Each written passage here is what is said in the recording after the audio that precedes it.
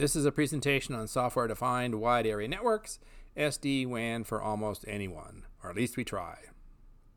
It's part of a presentation from TMCnet at IT Expo and at your location on enterprise sales upmarket, up-margin acceleration, designed to reduce the sales cycle, maximizing ROI, increase competitive edge, reduce staff turmoil and turnover, produce higher margins, provides improved sales leadership, designed for small, medium, major, channel, and enterprise markets, addresses UC, collaboration, SD-WAN, and other technologies. In the beginning, local area networks, or LANs, connected all your office data devices, sometimes called endpoints, together via switches to connect your local computer server where your office applications were processed and stored. Then wide area networks, or WANs, connected your office via routers to data centers, clouds, where your website might be hosted, and connections to the internet, also known as interconnection of networks. Networks grew as more routers and switches were required to make all the connections to different data centers, clouds, different office locations, and homes. As networks grew so complex, they were harder and harder to manage with all the routers and switches. Let's look at how this works together. Buildings and office locations are connected together with optical copper wire, such as twisted pair and cable TV wire, and wireless connections that have different bandwidth speeds to data centers. Bandwidth is measured in bits per second, a 1 or 0, such as megabits per second or millions of bits per second, or gigabits per second or billions of bits per second. You pay for the speed you need, though some providers offer other service options. A data center is a building, also called a co-location or colo, where networks are connected with one another. Inside a data center, there are computer servers, also known as CPUs, central process units, which host websites, provide applications, perform backup and storage, and other services. These servers are contained in separate cages for security to keep one equipment separate from another. To connect one data center to another, there are routers which direct or route data packets called Internet Protocol data bits from one cloud or network to another, allowing you to send email, pay bills, back up your data, and operate your data system. A data center can also be a cloud. Cloud computing means that your computer servers and business applications, from word processing, billing, ordering, managing your website, finding products, ordering a pizza and grocery, and more, can be connected together via routers. There are thousands of clouds and supporting millions of websites. Cloud data centers are connected together via routers. As one cloud does not host every website or applications, there are many special kinds of clouds designed for private, hybrid, shared, or public.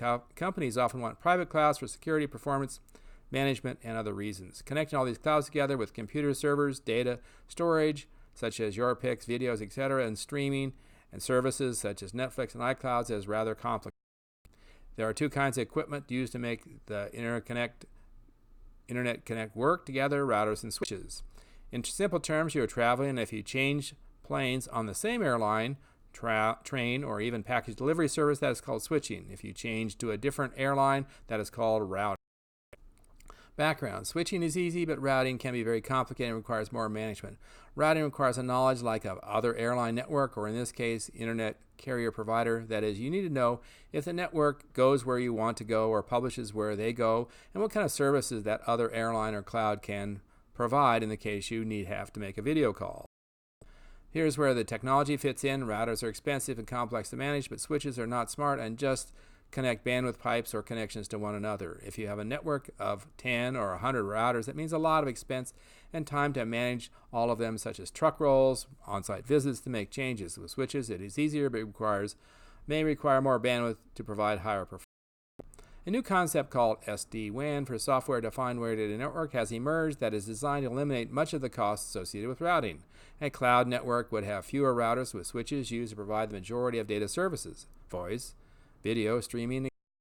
One of the advantages of SD-WAN, which is called a control plane, a level of management, software defined to look ahead like air traffic control, see the status of other switches to optimize flow, and provide traffic management.